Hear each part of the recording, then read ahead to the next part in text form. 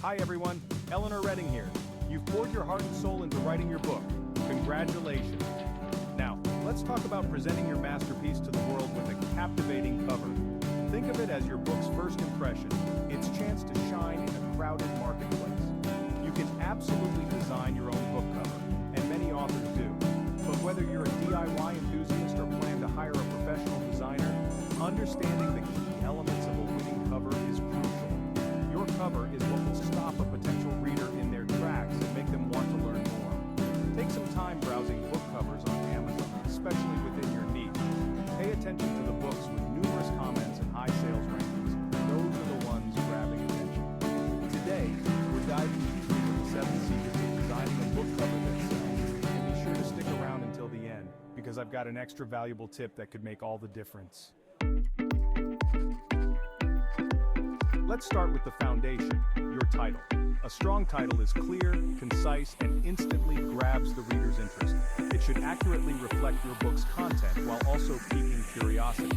Think of it as a headline, enticing readers to learn more. And don't underestimate the power of a subtitle. A well-crafted subtitle provides additional context, further defining your book's focus and target audience. For example, if your book is about baking with chocolate, your title might be Decadent Delights, and your subtitle could be Irresistible Chocolate Recipes for Every Occasion. See how that works? When it comes to displaying your title on the cover, make it prominent. Your title should be the first thing readers see, and it should be in a font that is both legible and visually appealing. Consider the genre of your book as well. A thriller might warrant a bold, dramatic font, while a romance might call for something softer and more elegant. The right font will set the tone for your entire cover. Remember, your title is a promise to your reader. Make it irresistible. Now let's talk about visual hierarchy. This is a fancy way of saying you need to guide your reader's eye to the most important elements on your cover, in the order you want them to see them. Think of it like a delicious meal. You want to present the main course front and center, with enticing side dishes arranged around it. Your book cover is simple. Your title and subtitle are your main course, so they should be the most prominent elements.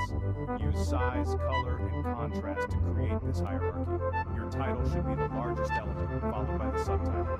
Then, you can incorporate other elements, such as your author name or a captivating image. The key is to create a clear path for the reader's eye to follow. You don't want them to feel lost or overwhelmed.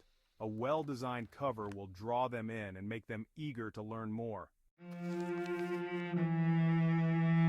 A picture is worth 1,000 words, and nowhere is this truer than on your book cover. The imagery you choose should be high quality, relevant to your book's theme, and resonate with your target audience. Consider the overall mood and message you want to convey. Is your book a lighthearted romance, a dark and suspenseful thriller, a thought-provoking memoir? The imagery should reflect the tone of your writing. You can use photographs, illustrations, or even abstract graphics. The important thing is that the imagery is eye-catching and evokes an emotional response. Think about the covers that have drawn you in. What was it about the imagery that captivated you?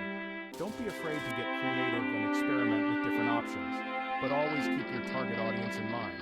What kind of imagery will appeal to them? Chapter 4. The Art of Typography. Typography plays a crucial role in setting the tone and style of your book cover.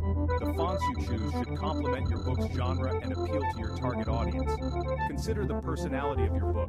Is it playful, serious, romantic? The fonts you choose should reflect this personality. Avoid using too many different fonts on your cover. Stick to 2 or 3 at most to maintain a clean and professional look.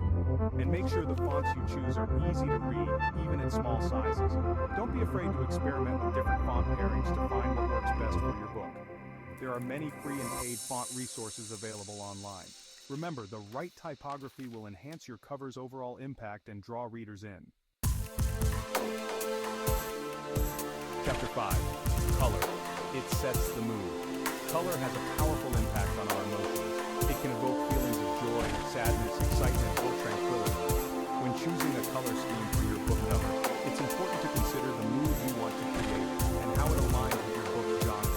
For example, a romance novel might use soft pastels or warm, inviting colors. A thriller might opt for dark, moody tones or high contrast colors to create a sense of suspense. Think about the colors that are commonly associated with your book's genre. While it's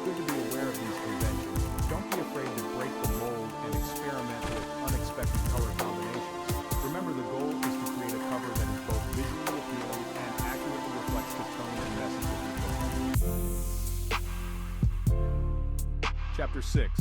Branding, building a recognizable identity. As an author, you are building a brand. Your brand is what sets you apart from other authors and makes you memorable to readers. Your book cover is a prime opportunity to showcase your brand identity. This can be as simple as using a consistent font for your author name on all of your book covers.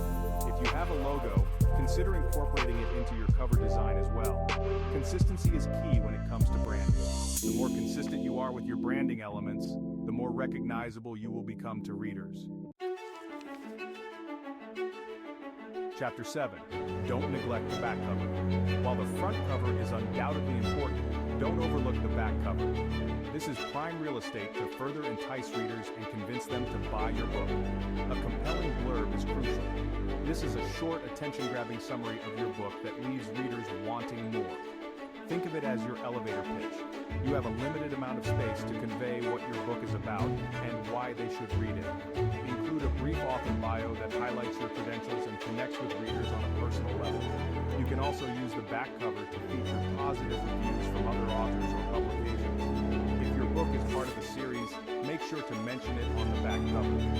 Use a consistent design aesthetic across all books in the series to strengthen your brand identity. Outro ready to create a cover that sells?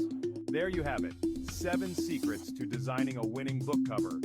I encourage you to head over to Amazon and spend some time analyzing book covers in your genre. Pay close attention to the ones with the most sales and comments. Those authors are doing something right. For even more tips on creating a book cover that stands out, be sure to check out my book, Money in Retirement, Write a Nonfiction Book, You and AI. It's packed with valuable advice that will help you navigate the world of self-publishing. Before you go, don't forget to hit that like button and subscribe to my channel for more helpful tips on writing, publishing, and marketing your book. And here's that bonus tip I promised.